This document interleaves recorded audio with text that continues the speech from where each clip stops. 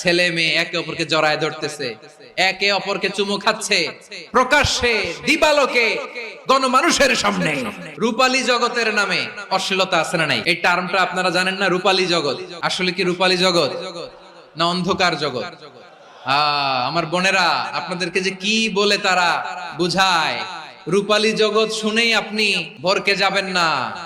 রূপালী জগতে যে নারী যত বেশি উলঙ্গ সে নাকি তত বেশি সাহসী। বলে এটা একটা সাহসী নারী, খুব সাহসী পদক্ষেপ তার।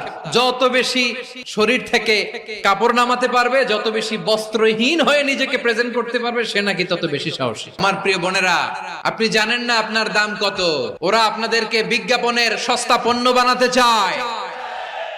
ওরা আপনাদেরকে ওদের ভোগের লিপসার টুলস বানাতে চায়। আপনাদেরকে দিয়ে ওদের খায়েশ পূরণ করতে চায়।